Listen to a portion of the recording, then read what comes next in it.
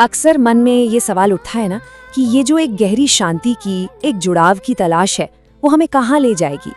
आज हम बात करेंगे उपासना की। ये सिर्फ एक शब्द नहीं, बल्कि एक पूरा आध्यात्मिक रास्ता है। एक ऐसा रास्ता जो हमें खुद से और इस पूरे ब्रह्मांड से जोड़ने का वादा करता है। तो चलिए इस सफर पर निकलते हैं। हम सब कहीं ना कहीं अपने अंदर एक कनेक्शन, एक सुकून खोज रहे हैं। ठीक वैसा ही सुकून जैसी शांति इस तस्वीर में दिख रही है। तो आज की हमारी ये जो पूरी बातचीत है, उसका आधार है एक लेख जिसका शीर्षक है ईश्वरोपासना का केंद्र आनंद मार्ग। और ये लेख हमें इस खोज को समझने के लिए एक बहुत ही मजबूत नजरिया देता है। तो शुरुआत करते हैं बिल्कुल बेसिक से। सबसे पहले इसी शब्द को पकड़ते हैं, उपासना। क्योंकि यकीन मानिए, इस एक शब्द के मतलब में ही इस पूरी आध्यात्मिक प्रक्रिया का, आप कह सकते हैं, सार छिपा हुआ है।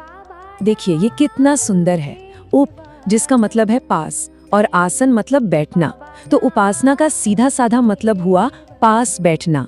किसके पास? ईश्वर के पास। अब जाहिर है ये फिजिकली पास बैठने की बात नहीं हो रही है। ये बात हो रही है अपने मन को, अपनी चेतना को उस परम शक्ति के करीब ले जाने की। और ये एक कॉन्शियस एफर्ट है, एक सचेत प्रयास। सोच कर देखिए, हमारा मन तो दिन भर 1000 दिशाओं में भागता रहता है ना? उपासना क्या है? उसी भागते हुए मन को धीरे धीरे प्यार से एक जगह पर टिकाना, उसे एक बिंदु पर केंद्रित करना। और वो बिंदु क्या है? वो परम शक्ति। तो असल में ये एक सफर है, बाहर की दुनिया की भागदौड़ से अंदर के गहरे सुकून तक का सफर। तो अब सवाल ये उठता है कि ये करीब बैठना असल में किया कैसे जाए, इसका प्रैक्टिकल तरीका क्या है? तो जो हमारा सोर्स मटेरियल है वो हमें जप के 3 तरीके बताता है। 3 बड़े ही प्रैक्टिकल तरीके जो हमें धीरे धीरे बाहर से अंदर की तरफ ले जाते हैं। ये 3 चरण हैं: वाचनिक जप, उपांशु जप और मानसिक जप। आप इन्हें एक सीढ़ी की तरह समझ सकते हैं।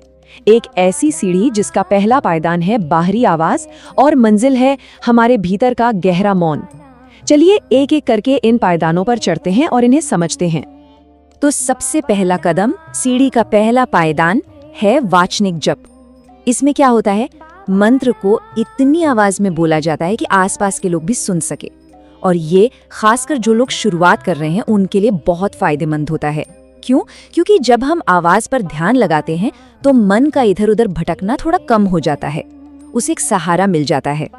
अब आते हैं दूसरे लेवल पर, उपांशु जप। यहाँ जो प्रैक्टिस है वो और भी सटल और भी सूक्ष्म हो जाती है। अब आवाज नहीं है, सिर्फ होंठ हिल रहे हैं, कोई ऑडिबल साउंड नहीं। इसका असर क्या होता है?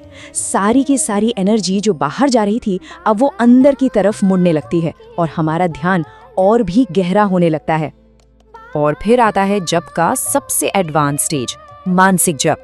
अब यहाँ ना होंठ हिल रहे हैं, ना कोई आवाज है, सब कुछ अंदर हो रहा है। मंत्र जो है वो सिर्फ मन की गहराइयों में गूंज रहा है। और हमारा सोर्स मटेरियल तो ये भी बताता है कि ये अवस्था इतनी गहरी हो सकती है कि साधना करने वाले की सांस भी मानो लगभग रुक सी जाती है, पूरी तरह से आंतरिक स्थिति। अच्छा, तो अब एक बड़ा सवाल आता है, ये जो हम जप कर रहे हैं, वाचनिक, उपांशु, मानसिक, इसका आखिर मकसद क्या है? क्या सिर्फ मंत्र को दोहराते रहना ही लक्ष्य है? नहीं, बिल्कुल नहीं। इसका असली मकसद है हमारे अंदर सोई हुई एक बहुत ही शक्तिशाली ऊर्जा को जगाना। एक ऐसी शक्ति जिसे कुंडलिनी शक्ति कहा जाता है। कुंडलिनी को आप ऐसे समझ सकते हैं कि ये एक आध्यात्मिक ऊर्जा है जो हम सबके अंदर मौजूद है, लेकिन ज्यादातर लोगों में ये एक सोए हुए ज्वालामुखी की तरह शांत पड़ी रहती है। उपासना और जप ये वो चाबियां हैं, वो तरीके हैं जिनसे इस सोई हुई शक्ति को जगाया जा सकता है। हमारे सोर्स में एक बहुत ही पावरफुल श्लोक आता है जो इस पूरी प्रक्रिया के राज को खोल देता है। वो श्लोक है मूलाधारे दसित शक्ति सहस्रारे च सदा शिवः। ये श्लोक हमें एक यात्रा के बारे में बताता है, 2 सिरों की कहानी। एक तरफ है शक्ति यानी लाइफ फोर्स, जीवन ऊर्जा। ये कहाँ रहती है? हमारी रीढ़ के सबसे निचले हिस्से में, जिसे मूलाधार कहते हैं। और दूसरा सिरा है शिव यानी परम चेतना, प्योर कॉन्शियसनेस। वो कहाँ विराजमान है? हमारे सिर के सबसे ऊपरी हिस्से में, सहस्रार में। तो उपासना की पूरी यात्रा इसी शक्ति को मूलाधार से ऊपर उठाकर सहस्रार में शिव से मिलाने की है। तो ठीक है, हमने उपासना को समझा, जप के तरीके देखे और कुंडलिनी के बारे में भी जाना। अब आते हैं हमारे सोर्स के शीर्षक पर, आनंद मार्ग। देखते हैं कि आनंद मार्ग इन सभी कॉन्सेप्ट्स को एक साथ कैसे पिरोता है। आनंद मार्ग की सबसे खास बात यही है कि ये किसी एक तरीके पर नहीं टिकता, बल्कि ये जप के तीनों ही रूपों को, वाचनिक, उपांशु और मानसिक, एक साथ लेकर चलता है। मतलब ये एक कंप्लीट सिस्टम है, एक पूरी प्रणाली जो बाहरी प्रैक्टिस से शुरू होकर इंसान को उसके अंतिम लक्ष्य यानी परम चेतना के साथ भीतरी मिलन तक ले जाती है। तो ये पूरी यात्रा अगर देखें तो बाहरी आवाज से शुरू होकर अंदर के गहरे मौन तक की यात्रा है। और ये हमें एक बहुत जरूरी सवाल के साथ छोड़ जाती है। आज की इस शोर से भरी दुनिया में, जहाँ हर तरफ डिस्ट्रैक्शंस हैं, क्या हम भी ये यात्रा अपने अंदर शुरू कर सकते हैं? क्या हम भी अपनी सच्ची शांति और फोकस को पा सकते हैं? शायद जवाब कहीं बाहर नहीं है, बल्कि हमारे अंदर ही छिपा है। इस पर सोचिएगा जरूर।